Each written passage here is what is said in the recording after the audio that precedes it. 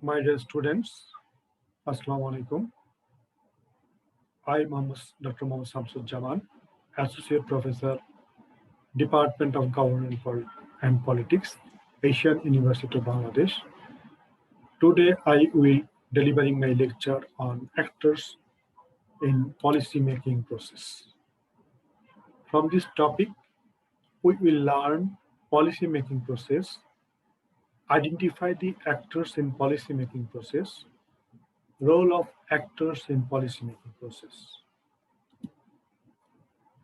Across the globe and from the one country to another, societies are bad able by myriads of problems. These problems manifest in the political, economic, environmental, cultural, religious realms. One major and potent instrument which is used by various governments all over the world to solve these problems is referred to as policy. Public policy is used to address problems of societies and issues that are public concern. Mayor and Bolte defined policy as a purposive course of action followed by actors or sets of actors, usually related with government, on a problem or matters of public concern. Eclipse explained policy to mean a course of action or a program of actions which is chosen from among several alternatives by certain actors in response to certain problems. Once taken, it guides behavior, activities, and practice and provides a framework for present and future decisions. Policies are formulated by certain actors to achieve certain goals, and they consist of certain course of action to be taken in certain process. Policy process encompasses an intricate series of smaller processes, especially it entails formulation, implementation, and evaluation.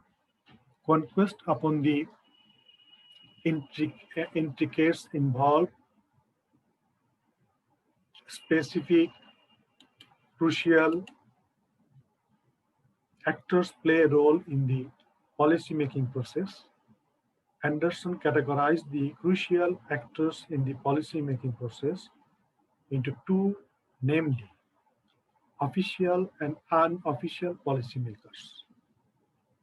The two categories of participants are involved in one way or the other in the policy process, and they are crucial and influential in the sub-process of policy initiation, choices, formulation, implementation, and evaluation.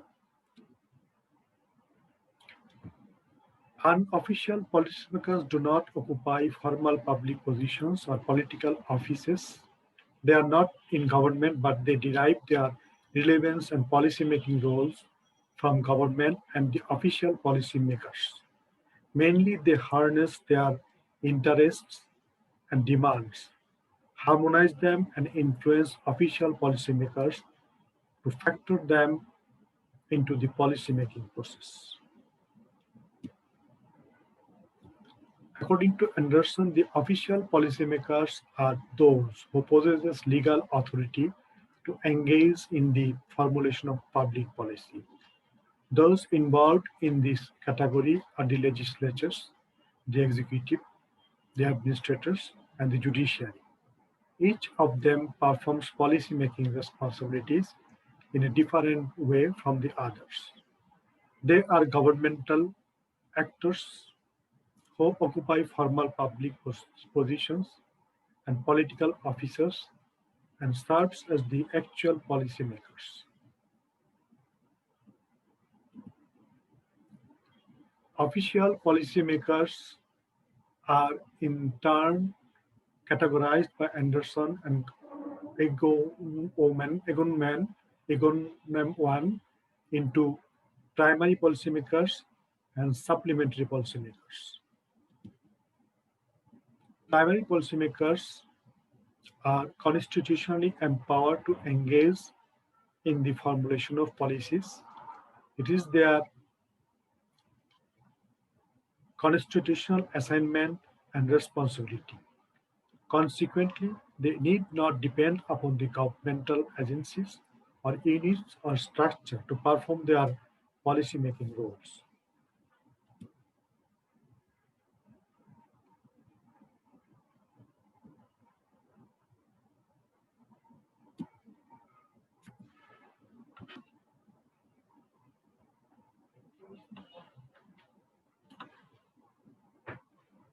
Supplementary policymakers receive their authority to act in policy-making process from the primary policymakers. Examples of supplementary policymakers are persons, agencies, or bodies that need authority from others in order to act as they are dependent on or are controlled by others. They include ministers, departments, and other governmental agencies that initiate policies and push for them. There are politicians in the policy-making process, and this refers to all elected political office holders and those who occupy political post offices. They include the president as the chief executive in the presidential form of government, prime minister as the chief executive in the parliamentary form of government, his political aides and advisors, legislators in the legislature. The role of executive in the policy-making process. The executive comprise the president, prime minister, premier or governor, as the case may be, ministers, special advisors, special assistants, top political aides, and the administrators. The main responsibility of the executive is to implement public policies and to supervise, coordinate, and manage ministers, departments, and agencies that are involved in the implementation of policies. But the executive in democratic dispensations, for example, the president or prime ministers in a country plays a crucial and pivotal role in the policy-making process.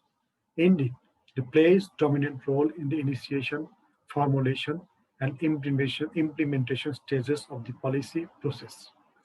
This era is referred to as the executive-centered era, in which the effectiveness of government depends substantially upon executive leadership, both in policy formulation and policy execution. In this executive-centered era, the president or prime minister and his chief aides and advisors have become the major source of policy proposals initiation. Elected civilian government in a country expected to present policy recommendations.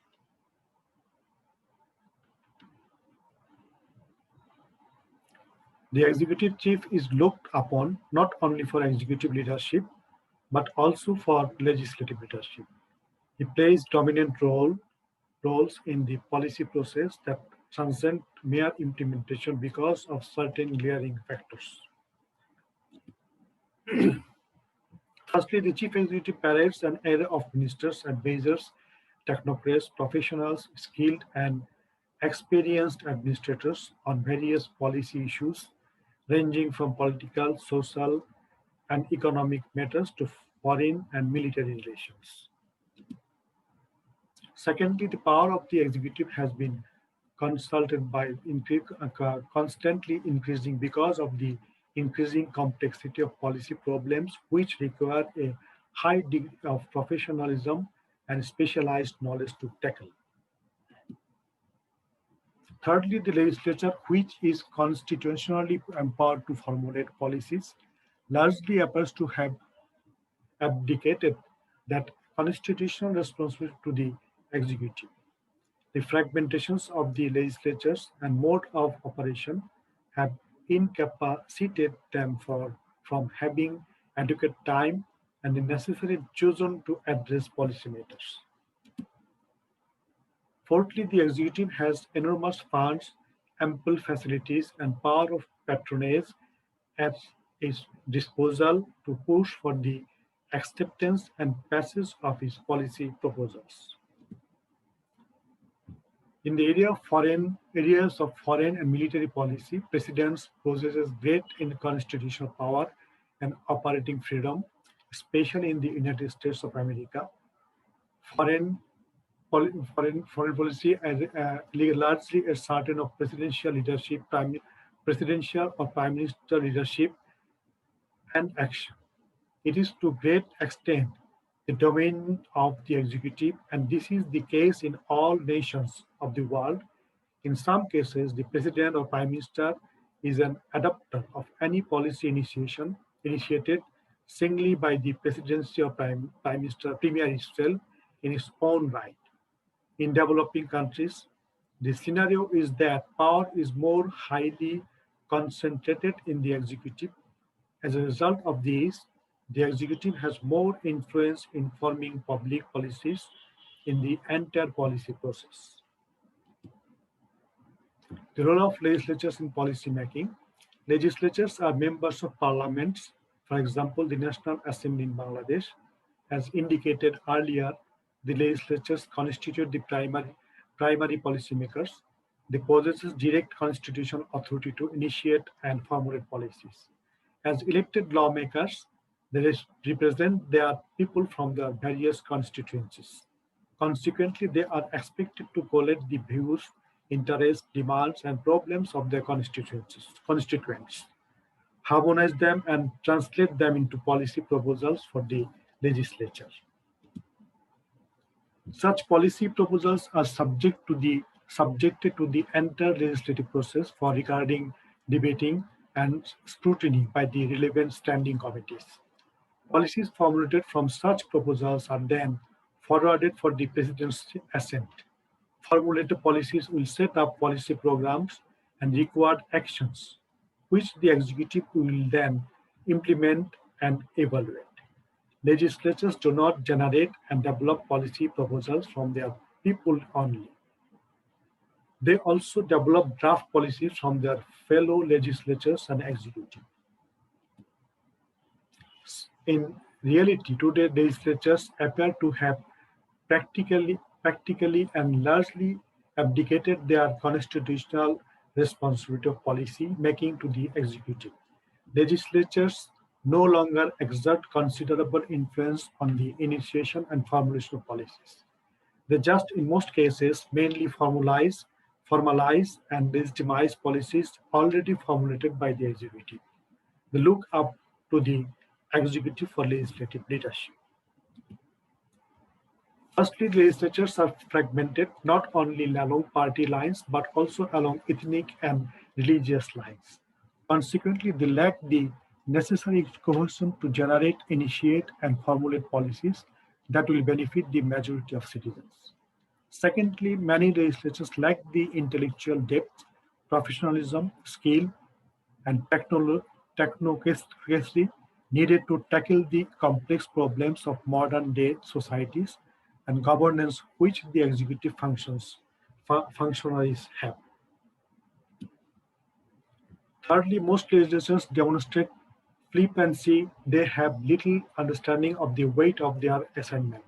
Basically, they are not well positioned to meet the increasing need for expertise in governance. Fourthly, the executive-centered era, as manifested in the possession and deployment of enormous resources and power by the executive, has put the legislatures at a great disadvantage. They are easily tempted with cash or threatened with removal by the executive to do its bidding. It is important to state, however, the legislatures are still active in the policy-making process in developed democratic dispensations and that they play significant policy roles in the democratic government. They are inactive or rendered redundant in authoritarian and totalitarian regime. The role of judiciary in policymaking. The judiciary comprises judges and the courts.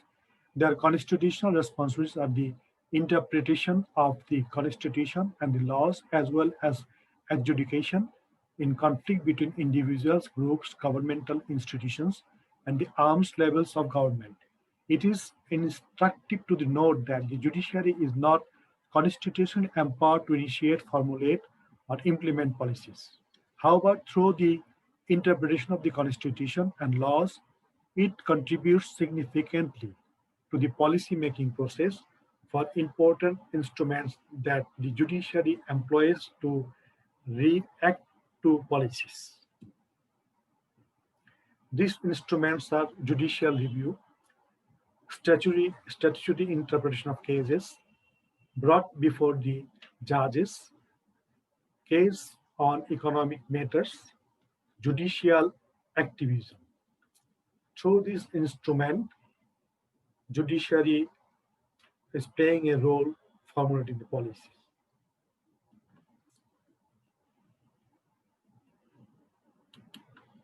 Judicial review.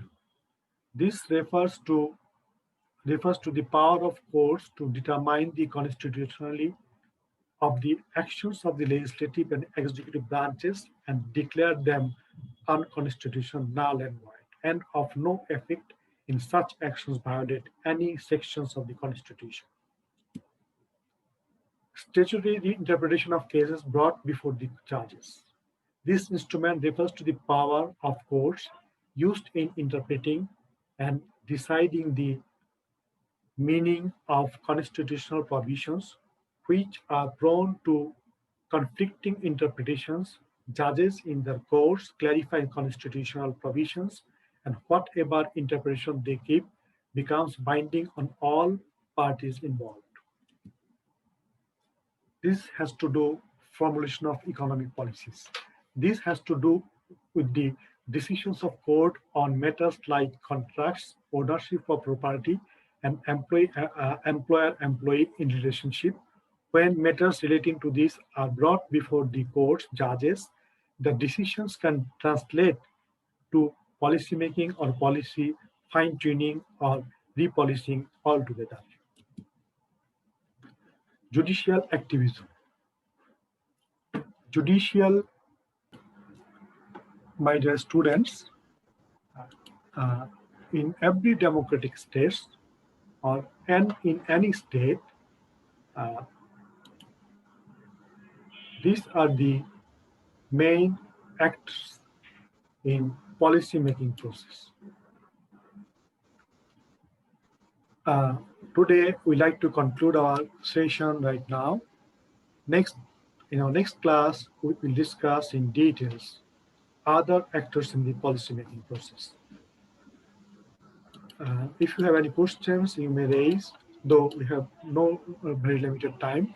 Next time, we will accept your question and we will discuss in details other actors in the policy-making process. Thank you very much. Thank you all for joining the class.